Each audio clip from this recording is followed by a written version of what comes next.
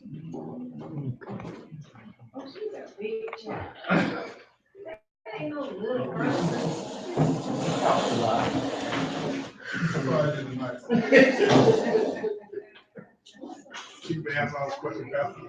asked questions. She's putting questions there too. Okay, we are in Matthew chapter 19. Is that correct? Matthew chapter 20. Is that correct? Yeah. Matthew chapter 20. I want to thank those who have joined us by way of YouTube or Facebook. Your presence is always good to hear. This is, in terms of chronological time, this is June the what, 18th or 19th? 19th. June. Yeah, Juneteenth. I used to say that tradition started in Texas. Actually, we made that out of something of a celebration. The slaves in Galveston, Texas, had not heard of the freedom, and so they didn't get the message until June the 19th. That's why we use that celebration. But that was really just for the slaves in Texas. But now people have taken it, and there's nothing wrong with it, and made it sort of a big celebration. Whereas for the slaves that that knew what was going on, but with the Emancipation Proclamation, they were waiting for midnight, January 1863. And so December 31st, when the Emancipation Proclamation was to take place, they were December 31st waiting up. And that's how we got the original watch night services. You know, New Year's Eve services, we call it New Year's watch night services. Well, the slaves were waiting for the proclamation to be into law. That's why it came. That's why December 31st in black churches was so prevalent, because that was they were waiting until 12 o'clock, and when that 12 o'clock came, that's when the Emancipation Proclamation came into being, and the slaves were free. But some of the ones in Texas, not all of them, didn't hear about it until 6 months later, June 10th. But actually, we celebrate June 19th for some people, but actually it's December 31st. I mean, January 1st is when it came into being. So I think sometimes people I think we just sort of get on the bandwagon, don't we? I was reading earlier this week, leading up to this past one. They said part of the reason why it took so long because the dude that was supposed to be bringing the message, they killed him. Yeah. They didn't want to get the message across. Yeah. I'm not sure I'm true. Yeah, and it could have been. I mean, we didn't have Twitter, we didn't have things like that, but it was most of the slaves had already known. Right. Most of the slaves knew that slaves were free. It's just a small section of them that were not aware in Texas. And so that's when they started their celebration. But most of the slaves were waiting in anticipation. December 31st, December 29th, 1863, 1862, they were waiting. And they were up in their churches, watch night services. When 12 o'clock came, they celebrated because slaves were free. Yeah. And so now that's why in black churches, especially New Year's Eve service, that's how it started. Just thought you'd like to know. Juneteenth. Anyway, celebrate it, have fun. It's all right. But let's keep it in perspective. It's not the Freedom Day for blacks. It's not our 4th of July. It's the 4th of July for those slaves in Texas who did not know.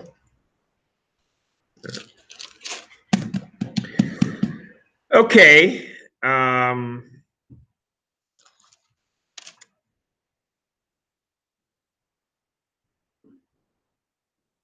Matthew chapter 20.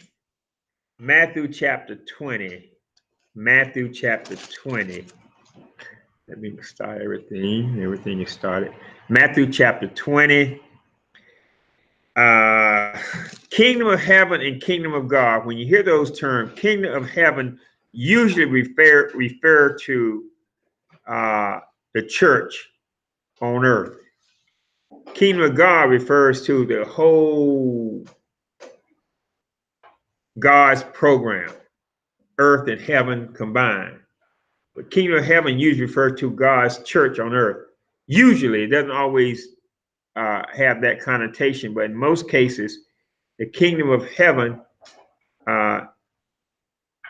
has unsaved people in it. The kingdom of God does not. Because when you talk about the church and you say the wheat and the tares grow together, so they have unsaved people in the kingdom of heaven, don't they? But the kingdom of God has only godly people. You can always make that distinction. When God talks about his kingdom of God, he never mentions sinners. But kingdom of heaven, he mentions sinners. So that's how one way, but you don't have to make that distinction totally.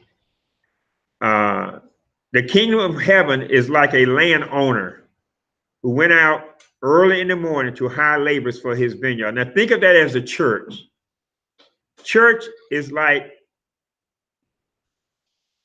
a pastor, or a church is like what God does. He goes out early in the morning to hire people. People come into the church. They come when they're young. Some people come at certain stages of their lives. Some people came on the day of Pentecost. Are the Christians on the day of Pentecost, the first Christians saved, are they more important than the ones that were saved 800 years later? Yeah, right.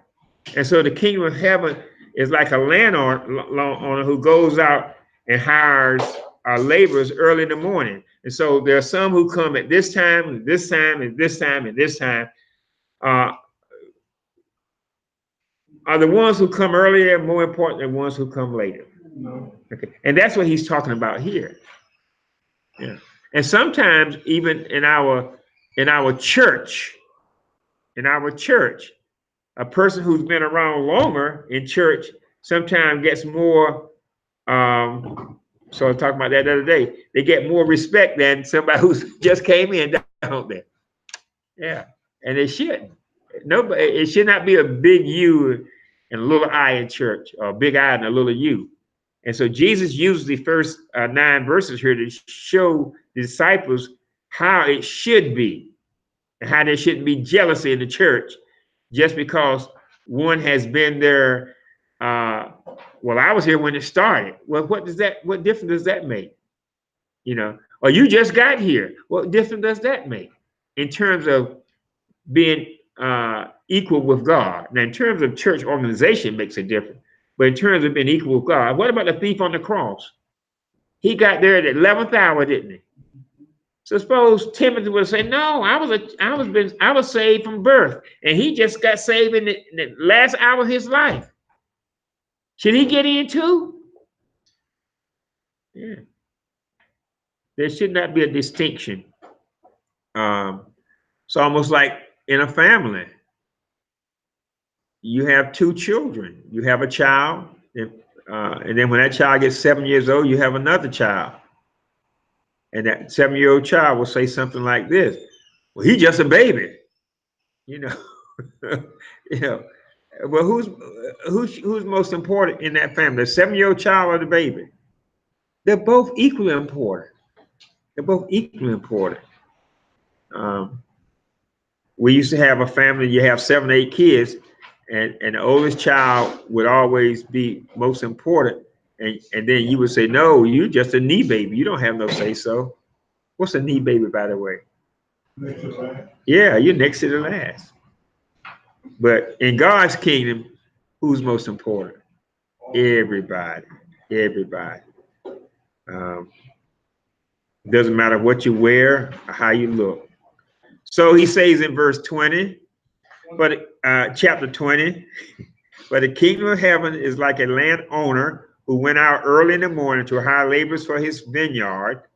Vineyard is where you make wine, grapes. And when wine is fermented, what does it do? You drink it. It changes you. And so the church should what? Change a person. Well, we're not talking about that. The idea, the idea is that it should be a place where people are changed, you know, drunk with what? The Spirit. Remember, we're talking about church here, not real vineyards.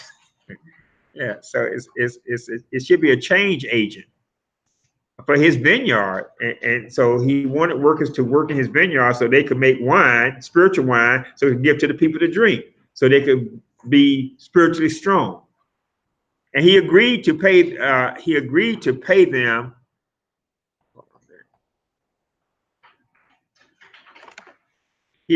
pay them the laborers for a denarius. A denarius was what we say a 1 day's wages.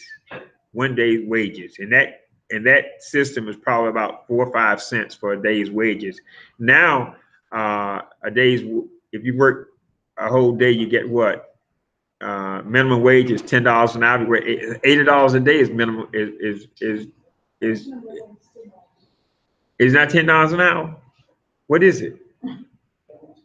$7.25. So a day's wages now is what? 8 times 7, about $60. Right. No, $60. Man, when I was growing up, you didn't make $60 a whole week.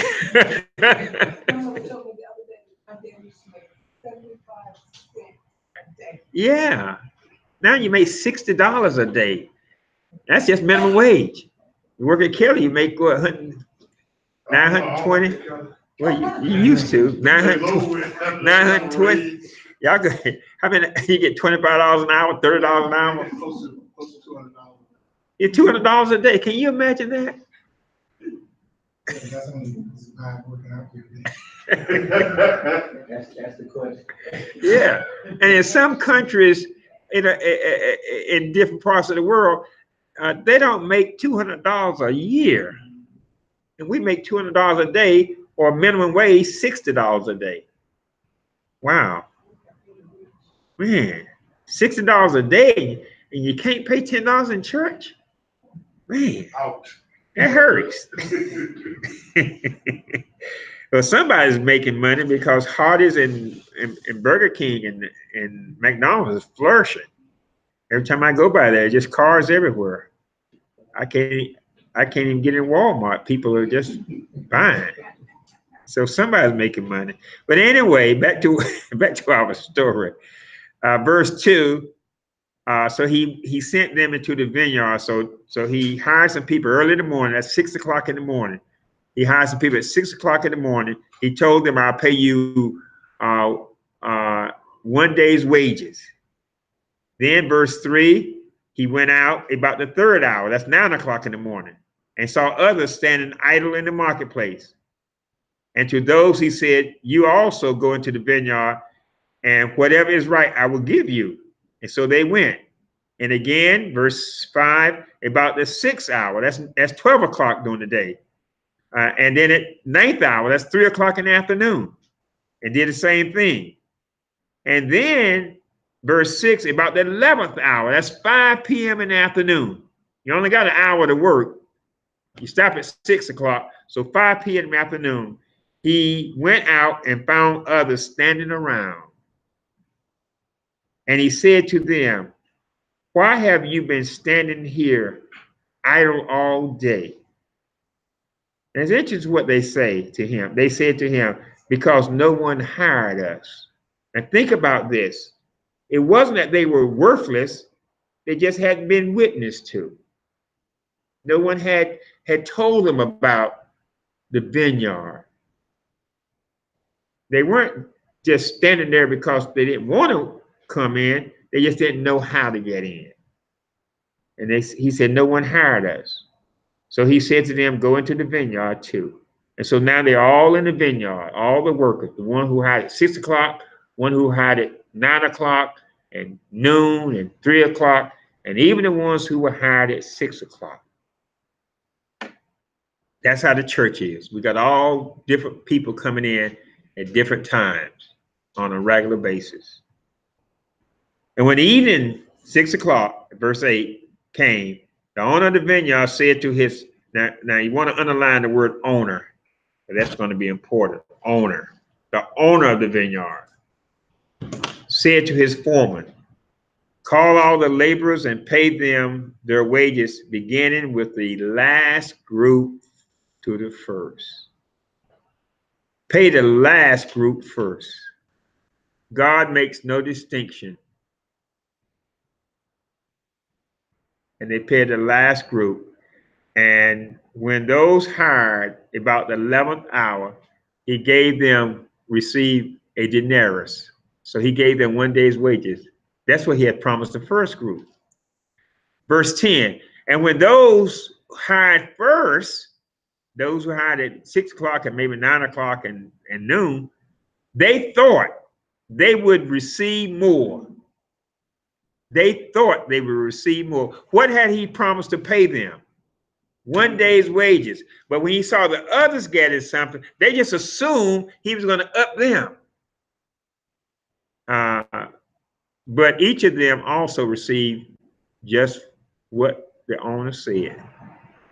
And they received it and grumbled at the landowner. They were fussing with God because this thief on the cross got saved, and I've been working for all my life in the church. And you got him into heaven, and he just got saved on his deathbed. It's not fair. It's not fair. But who's in charge? The owner. Yeah. Actually, to be honest, it was the owner who hired them. So they would have been left out in the cold anyway. They should be thankful that he hired them. Verse 12, and the last men, saying, the last men have worked only 1 hour, and you have made them what? Equal to us. That's what it was all about. That's what it was all about.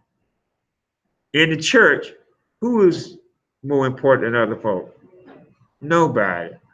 We all are equal. Whether you're the chief apostle or the work in the nursery, we all are equal. And that's what church should be about. You can have different titles, but we're all what? Equal. No one should be served in the church. And you have made them equal to us, who have borne the burden and the scorching heat of the day. We are the ones who've been working and praying and working around the church and cleaning up. We're the ones who were here when New Life first started. Now, now they're equal with us. Yeah. Well, the owner says, verse 13, but he answered and said to them, one of them, he calls them friends because they're both in the church. So sometimes church folk mess up, but they're not your enemy. They still your what? Friend. He said, friend, I am doing you no wrong. Did you not agree with me for a denarius? And I'm going to give you exactly what you have.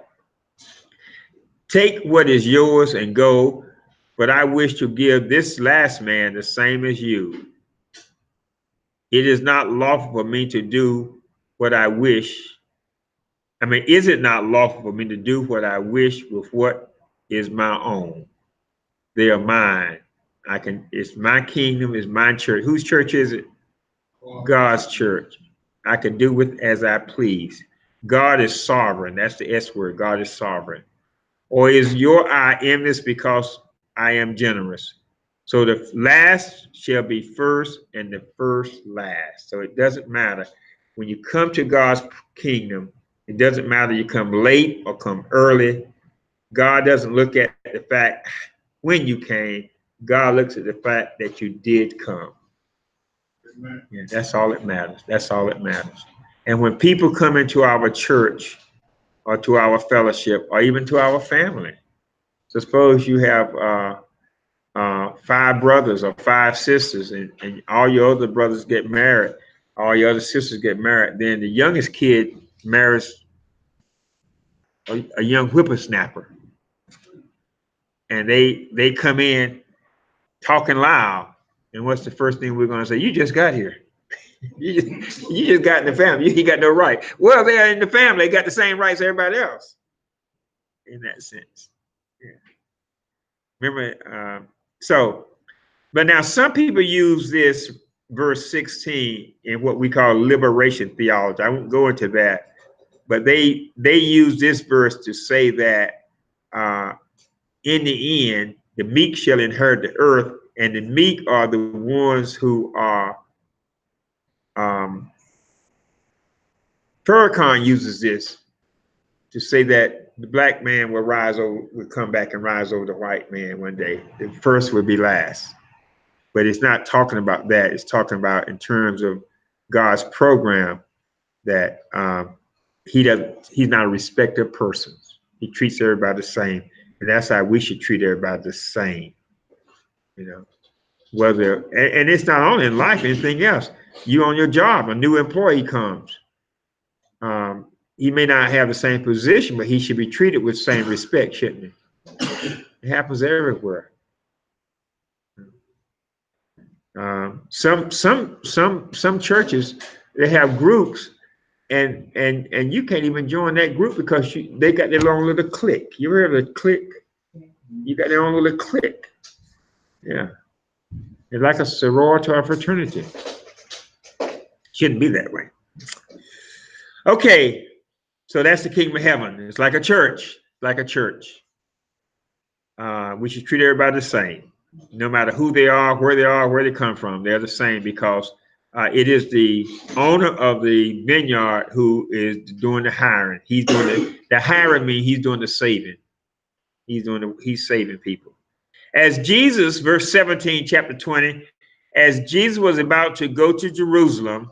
Now this is chronologically speaking, this is near the last week of his life. We're coming to the last month of his life. Most of the Gospels, most of the writing in the Gospel center around the last several weeks of Jesus' life. We don't see much throughout when he first started, a little bit here, a little bit there, but most of the writing centers around the last week of his life, last 2 weeks of his life. So we're entering into the last week of his life, the last several weeks of his life. As Jesus was about to go up to Jerusalem, he took the 12 disciples aside by themselves, and on the way up, he said to them, behold, we are going up to Jerusalem, and the Son of Man will be delivered to the chief priests and the scribes, and they will condemn him to death. And he told them this before, didn't he? And will hand him over to the Gentiles to mock and scourge him and crucify him. And on the third day, he will be raised up. So he gives them the gospel. He tells them everything. And when he said that, you're thinking that maybe they only hear portions of it. They think, boy, he's ready to come into his kingdom now. He's going to make things better, and this is it. And so they're not thinking about what he has to go through. They're thinking about their position when he gets there. This is it. Everything. This is going to Jerusalem now, and he's going to take over, and he's going to set up his kingdom. And so we want to be in charge or with him, but they're not thinking about what he has to go through to get to where he's going. They're not thinking about that. Because look at verse 20. The mother of the sons of Zebedee, Zebedee's wife, I think her name was Salome, came to Jesus with her sons, bowing down and making a request of him. These are her two sons were James and John. John was, of course, the youngest of Jesus' disciples, and James was the first one that was killed. John was the one who wrote the book of Revelation. He lived the longest. And James was the one that, not the one that died first, but one that killed first. Judas was the one that died first. And so she comes to Jesus making a request because she's thinking it's about to happen. He's going to take his kingdom, and I want my kids where? In position to rule. But she's not thinking, she didn't hear that part. He will be handed over to the Gentiles, marked, scourged, crucified.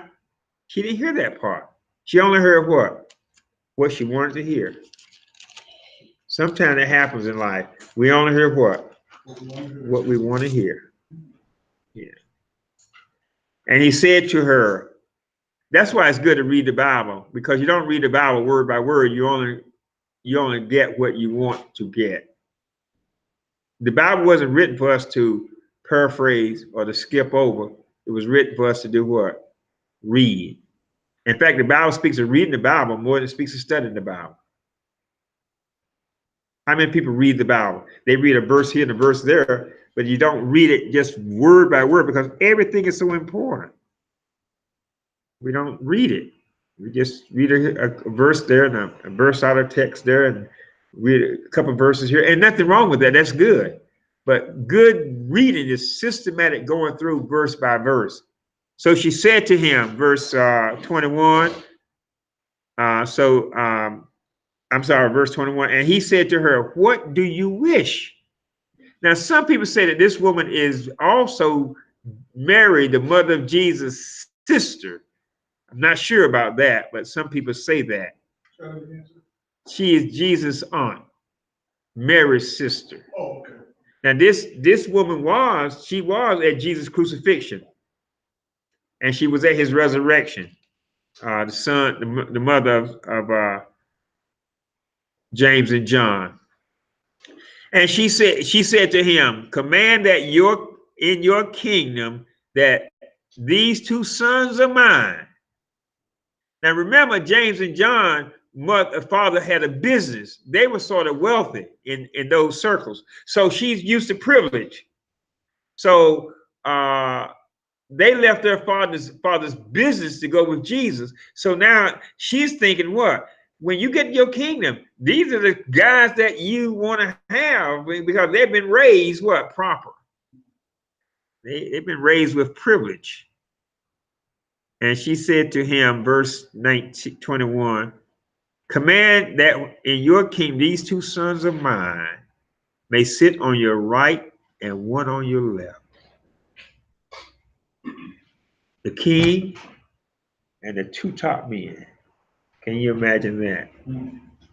That's what she wanted. Is that wrong? Not for her to want that for her sons. Jesus didn't tell her she was wrong. What he did say, you don't know what you're asking. Look at verse 22. You do not know what you're asking. Are they going to be able to go through what I'm getting ready to go through? The crucifixion, the rejection, and even dying and going to hell and feeling the pain of hell, being rejected by God. Say, you don't know what you're asking. Are you able to drink the cup?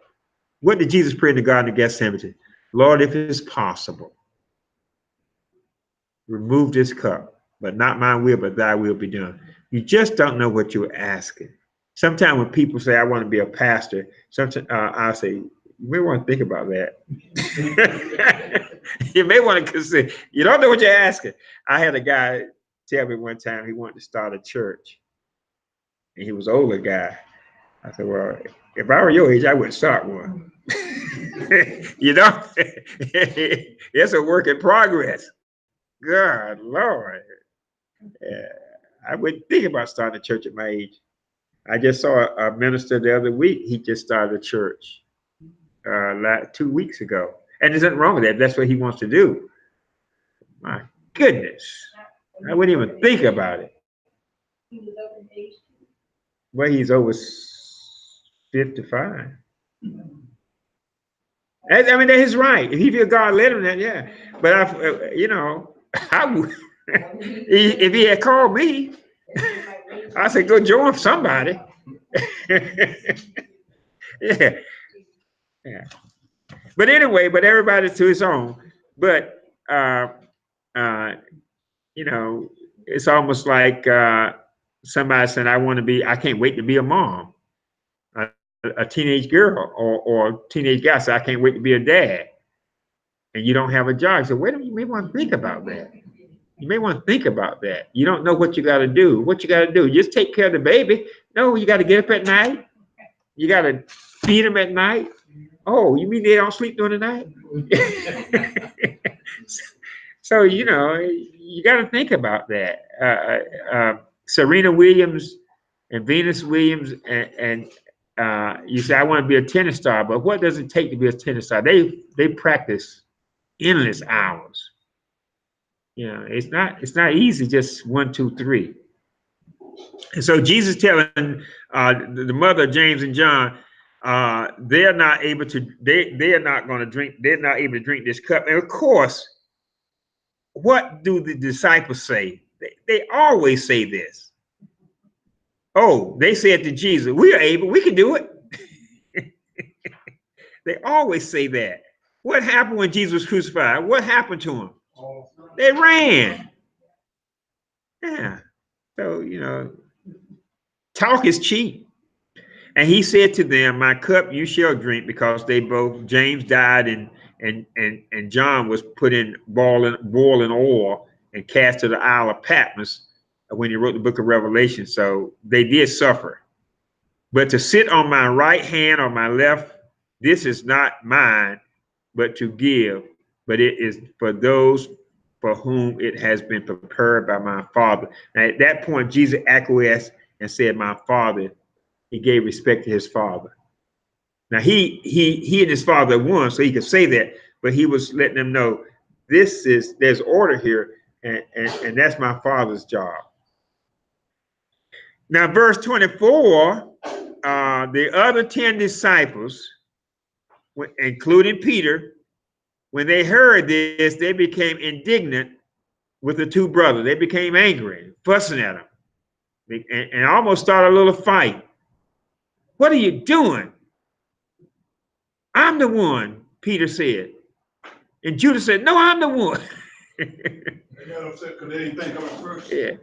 Oh, they had, back in chapter 18, they had asked him about being great. So yeah, they're right. They were just, and Jesus said to them, verse 25, and he tells us how Christians should act. He said, you know that the rulers of the Gentiles lord over them, and their great men exercise authority over them. So in the world, in the center world, you know, you got people who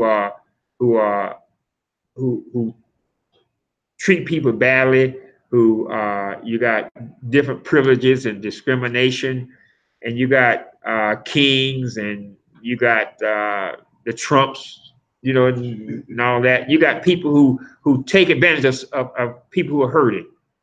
You got all sorts of discrimination. And he said, that's the way it is in the world. He said, but verse 27, but it is not this way among you. The church shouldn't be like the world. We shouldn't have jealousy in the church, should we? Should we? We shouldn't have people trying to be big in the church. He said, that's the way it is in the world. He said, in the Gentile world, you got people like that. But in the church, you shouldn't have that. Same way in a Christian marriage, you shouldn't have, in the world, you may have a man who orders his wife around or vice versa. But in a Christian marriage, you shouldn't have that. He said, that's not the way it should be among you. And then he tells them that, he said, but whoever wishes to be great among you shall be your servant. If you want a great, you should be your servant. And whoever wishes to be first among you should be your slave. And so he says that he goes from servant to slave. If you want to be great, be somebody's servant. If you want to be first, be a slave first. Yeah. Don't wish to be a deacon or deaconess. That's not important. Unless you want to do what? Serve. Yeah, you don't want to be you don't want to have a position in church of authority. You want to have a position in church of a servant. And that's what's wrong sometimes. We have positions that are not, people don't want to be a servant. And that's what I liked about what happened this past weekend here at New Life, when everybody serves. Everybody is, we have a church of servants. I can't say that enough. And not because of me, I think it's just because of God. It's not that people just want to be served. We didn't have nobody come out and say, okay, I'm ready to be served. I'm in charge. No, everybody said what needs to be done. And that's the way church should be. Now, should you recognize people? Yeah, when I was in another denomination, and when the bishop would come and you let him in front of the line.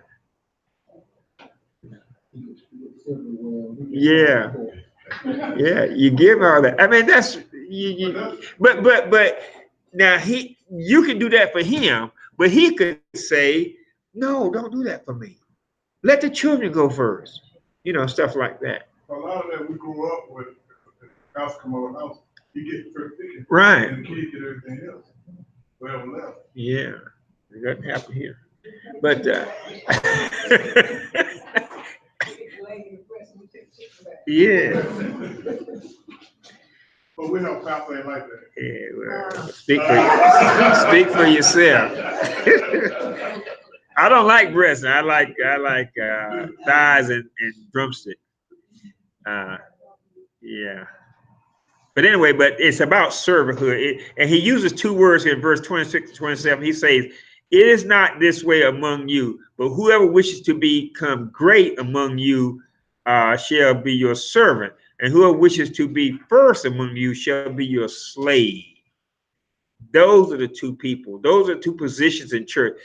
What is your position in church? I'm a servant. But what's your title? I'm a slave. But aren't you? No, I'm a servant. That's all it is. Now you can have certain titles, but you never should not have a position of privilege. And then Jesus tells us exactly why he came to earth. He said, just as the Son of Man did not come to be served, but to serve, and to give his life as a ransom for all. Now Jesus, God's Son, did not come to the world to what? To serve. Satan left heaven because he couldn't get nobody to serve him. That's why he left. He wanted to be served. He said, I want to be like God. I want angels to worship me. So that's why he left. That's why Satan comes to earth so he can be served. Jesus came to earth to serve. And churches should be like that. And Christians should be like that. And I don't want to knock all the titles that ministers get, but we should stop all these titles and just say, I'm a servant. I'm just a servant. I think my sister got that sometimes. I know one time you call them and said, oh, this is minister so. Yeah. She changed it. I don't know if she changed it and you call now, that's gone. Yeah. Well, I hate to be critical. If somebody wants to do that, as long as you know that you are a servant. If you're doing it because to be served, then you're wrong. But long you can have that title if you in your heart you're a servant.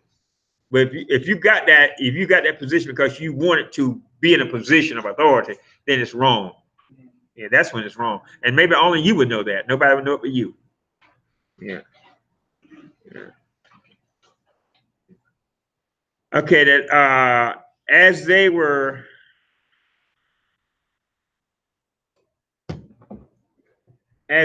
leaving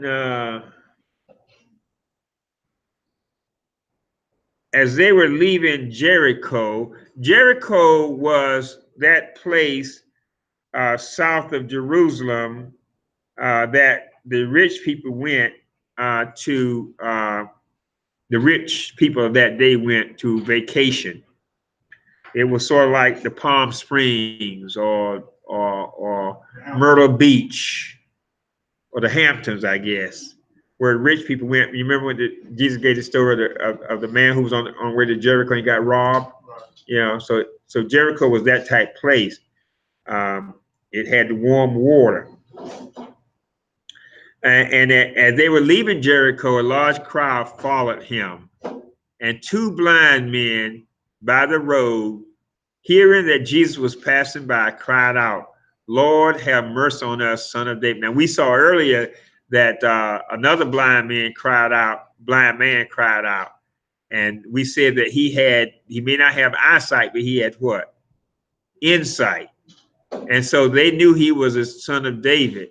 And now Luke says that only one blind man, Bartimaeus, but Matthew says it was two. The other gospel says it was only one, his name was Bartimaeus. But whether it was one or two, probably Matthew was there, whereas Luke and Mark were not there. And so they just highlight the one guy, but Matthew highlights both of them. He says two blind men sitting by the road, hearing Jesus was passing by, cried out, Lord, that's Adonai, have mercy on us, son of David.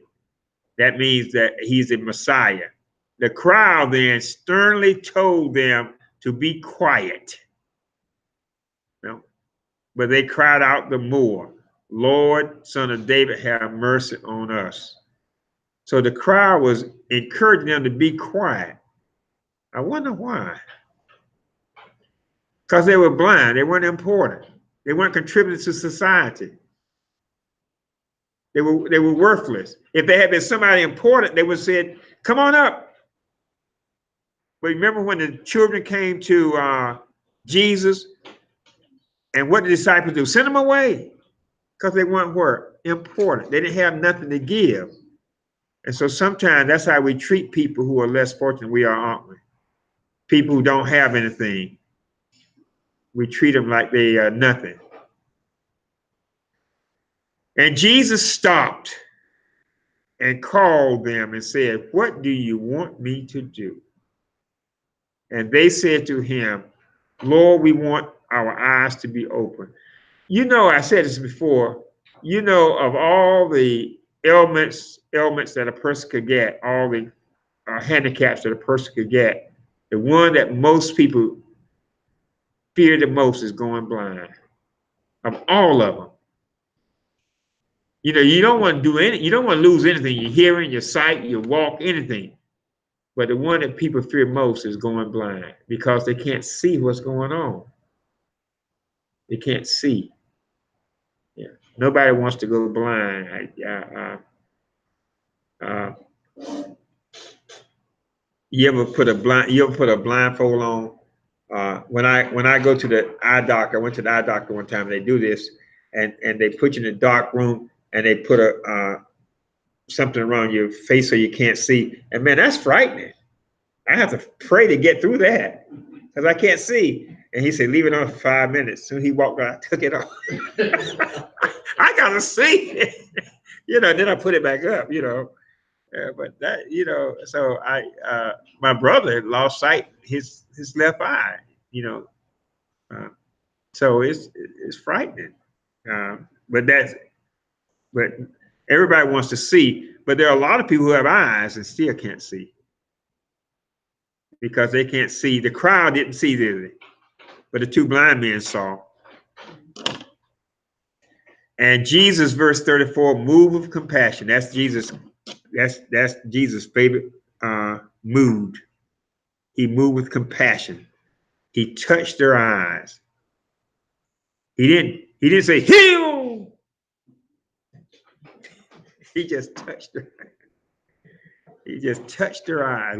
Sometimes we get the faith healers on TV. We sort and whispering and all that. And I saw one guy did like this. And just he you know, we can do that. Somebody said it doesn't take. Somebody said they say it doesn't take that much, but it sure doesn't. And immediately they regained their sight and followed him. Then when they came, we're going to, let's go a couple more. And we'll stop at verse 9. We'll stop at verse 9. Chapter 21, verse 1. When they had approached Jerusalem and came to Bethpage at the Mount of Olives, Jesus sent 2 disciples. He said, go into the village opposite and you will find a donkey there and a coat with her. Untie them and bring them to me. Now, Zechariah says he come riding in Jerusalem on a donkey. And if anyone says anything to you, that the Lord has need of them, and immediately he sent them. And this took place to fulfill what the prophet said through what was spoken through the prophet. Look at verse 5. Say to the daughter of Zion, behold, your king is coming to you, gentle and mounted on a donkey, even on a coat, the foal of a beast of a burden. And so the Old Testament then is echoing what is getting ready to happen. And Jesus went and did just as, and the disciples rather did just as Jesus had instructed, and brought the donkey and the coat and laid their coats on them, and he sat on the coats. Most of the crowd spread their coats on the ground, and others were cutting branches or palm branches. That's why we get what? Palm Sunday. And from and the Bible tells us that we have to be righteous as a palm branch, as a palm tree. And the crowds, verse 9, ahead of him, and those who were followed were shouting, Hosanna. That word Hosanna means save now, save now, save now. And they said, save us now, God, save us now. Save us now, God, save us now. Hosanna, save us now. And the Son of David, blessed is he who comes in the name of the Lord. Hosanna, save us now in the highest. And when he entered Jerusalem, all the city was stirred up and said, who is this? And the crowds were saying, this is a prophet, Jesus, the son of Nazareth. We're going to stop there. They said in the other gospels that on this very day, if the people didn't cry out, what would cry out? Because this is the day that the Lord has made. This very day, this is the day that the Lord has made. Now, we're going to talk about this next week, but if you go back to Daniel, the Old Testament, you see that this day was forecast by Jesus, by God rather. And the whole city, look at verse 10, and entered Jerusalem, and all the city was stirred. Anyway, they were moved like an earthquake. When Fort Bragg hits their bums, boom, the whole city was shaken. Isn't that what the church should do? We should shake the city for Christ. And they said, who is this? And the crowds said, this is the prophet, Jesus from Nazareth. The same crowd, 7 days later, going to say what? Crucify him. So the crowd, it wasn't the disciples, it was the crowd. It wasn't the church. It was the crowd. I always make that distinction. It was the crowd. So if you're a baseball player, you're a basketball player, you're a movie star, the crowd will cheer you. One day. But strike out. That same crowd will boo you. But if you're in the church and you mess up in the church, what will good church folk do? They will forgive you and love you. But there's some crowds in the church too. But if you're in the church, what should the church do when they forgive you? So it's different between the church and the crowd. So some people say, well, they turned on Jesus. They weren't never for him in the beginning. They were the crowd. But church folks should do always what? We should always forgive. And that's all I have. Did we have questions? All right. For those who listen by way of YouTube and Facebook, our questions are on newlifebiblechurch.org. download the questions. Here they are right here.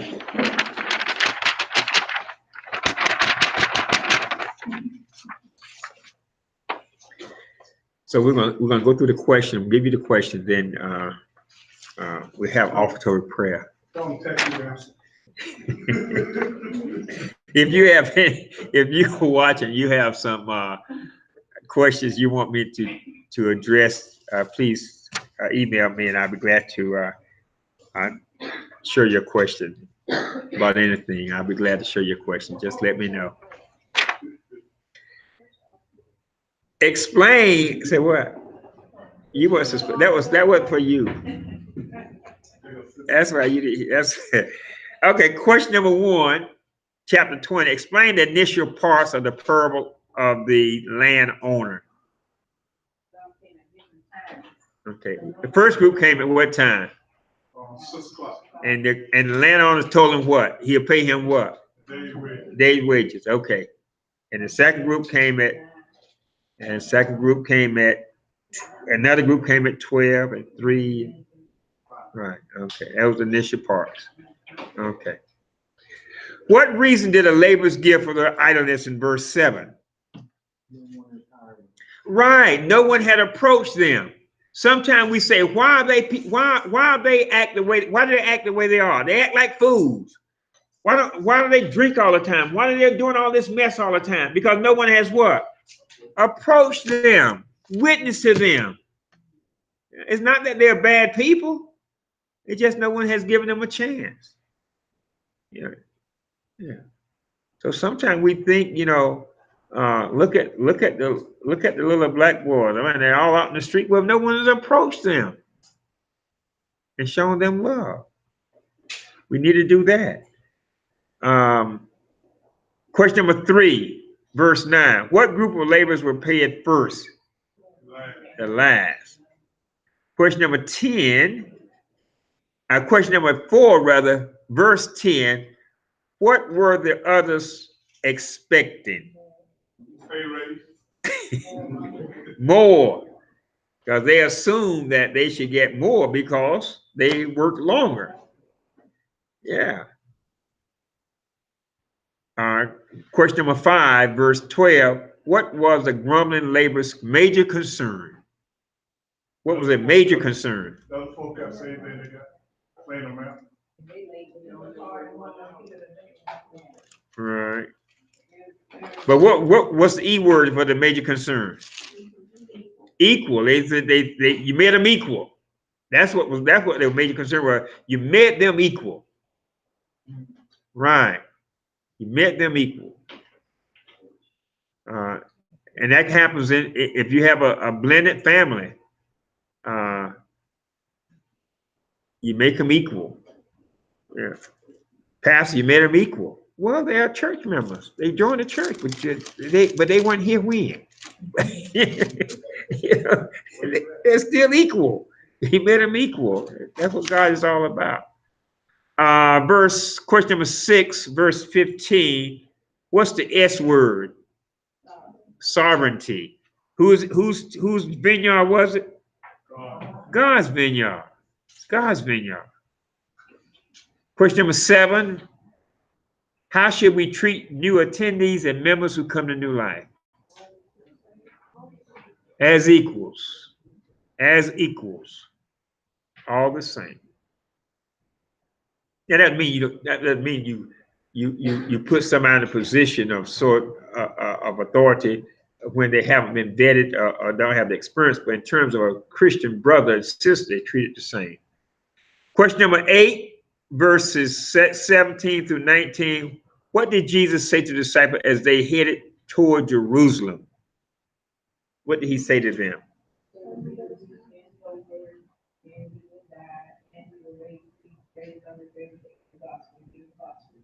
Right, he gave them the gospel, didn't he? Yeah. Question number 9. What did the mother of James and John desire?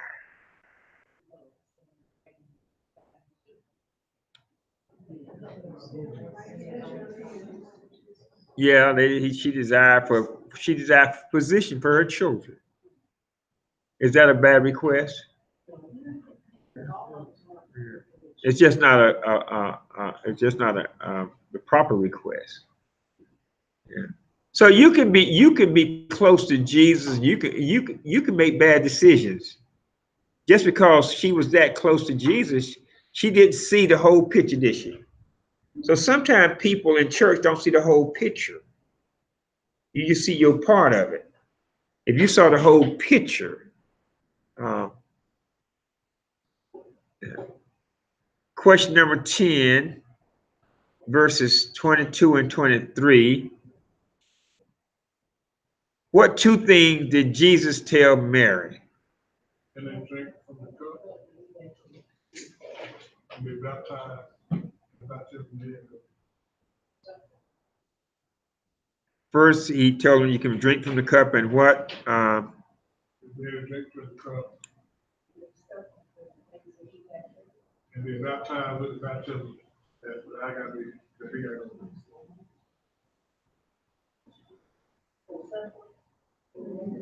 Yeah, she told her, can you drink from the cup? And they also will suffer. My cup you shall drink. They will suffer. Did anyone say that? Yeah, they're going to suffer, and they can you drink, but you're also going to suffer. So he gave them two. Question number 11, verse 18, chapter 18, verse 1, going back a few verses. Was the reaction of the disciples in verse 24 justified or hypocritical? They were what? When they heard James and John's mother, they were what? Angry. So were they justified in being angry, or were they hypocritical? Probably hypocritical, because they had said earlier what? Verse chapter 18, verse 1. At that time, the disciples came to Jesus and said, who is the greatest? They were saying, who is the greatest? And they were looking at each other. So they were being hypocritical. So a lot of people, when they say certain things in church, they're not saying it because they care. They're saying it because they're what? Hypocritical. Not all cases, some cases. Question number 12, verse 25 and 26. So guess this. How should church folk be different? That should be different from jockeys, from jockeys at a horse race. That should be at a horse race. Jockeys in a horse race. In a horse race. Right. How should church folk be different from jockeys?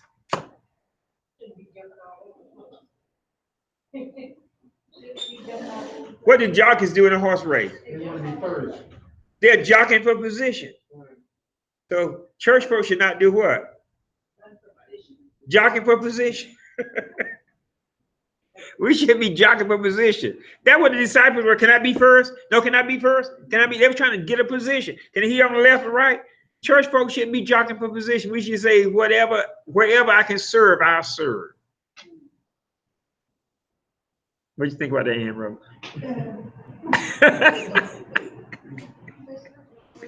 Jockeying for position. You know what horses do? You saw the Kentucky Derby this past year when that horse War Words jumped in front of I can't think of the name of the horse now.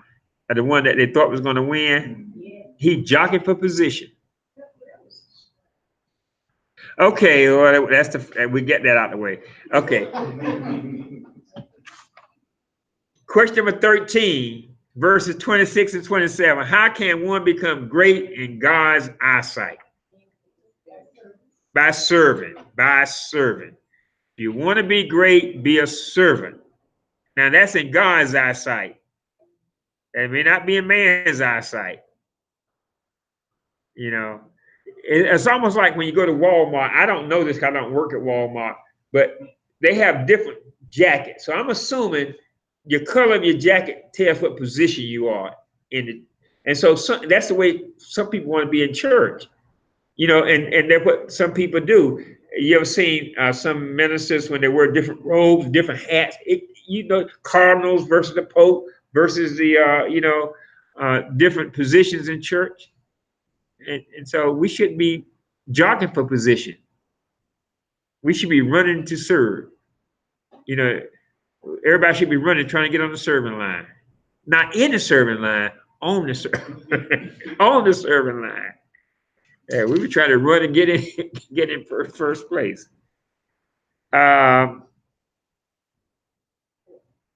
Question 14, verse 28. What was Jesus' real mission on earth? He came to serve and give his life. Yeah, for a ransom. That was it. If you ask Jesus, what's Jesus really? To serve and to pay for man's sins. That's why he came. To serve and pay for man's sins. And so if Jesus came to do that, then our mission should be the same. To serve and make a sacrifice. You know, that's all I want to do. To serve and make a sacrifice. Or what? I want to be in charge. You know, to serve and make a sacrifice.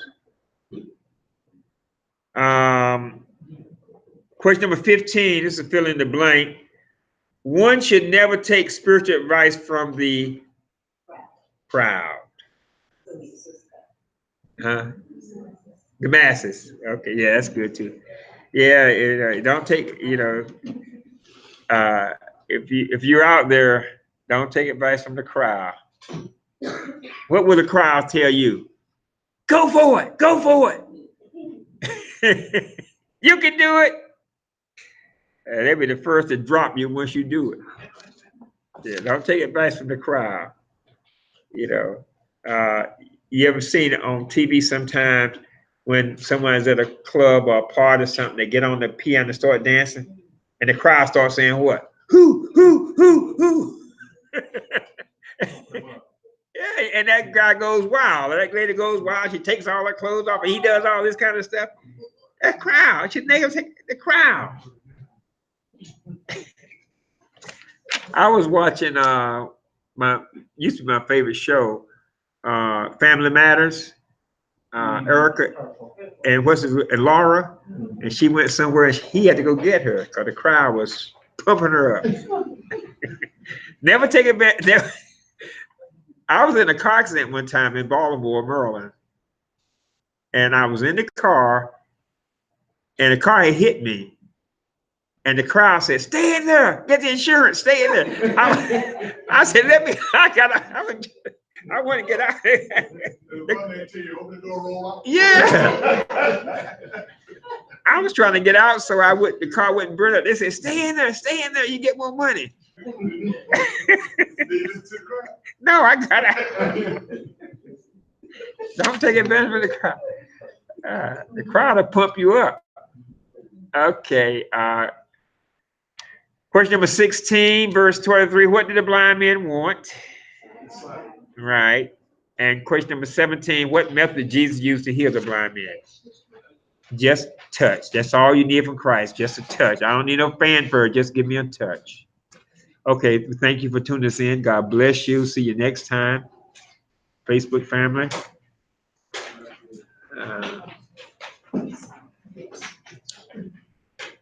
Thank you, YouTube family, for tuning us in. God bless you.